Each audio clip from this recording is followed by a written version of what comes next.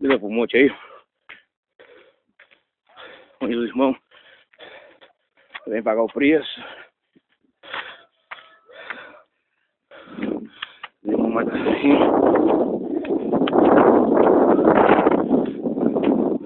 Pastor Paulo. Marcos. José. Marcos Fernando.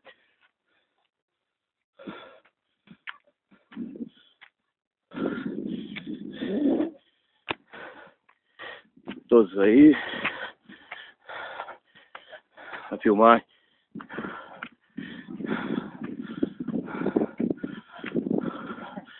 Subida cansativa, fadigante. Eu, o pastor Paulo e o pastor Márcio José, nós estamos meio fora de forma, hein? Tô precisando subir aqui mais vezes, hein?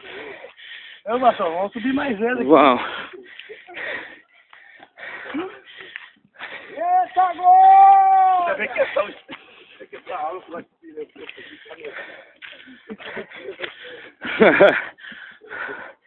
Ainda bem que vai ser transformado.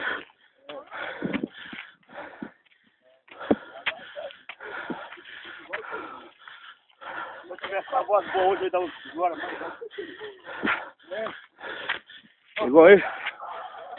Glória a Deus!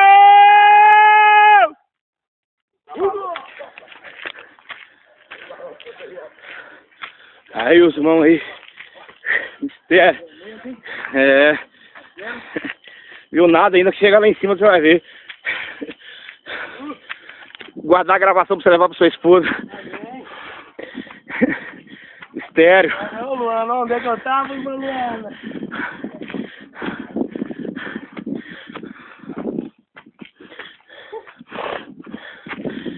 Difícil, irmão. Muita gente acha que a gente paga o preço à toa. Agora de Deus, né, irmão? Acha que nós recebemos de mão beijada. Tudo tem um preço, irmão. Subida mais de 1 hora.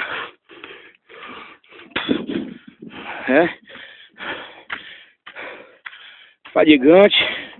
Oi? Não, mais na frente ali. Tá chegando aí.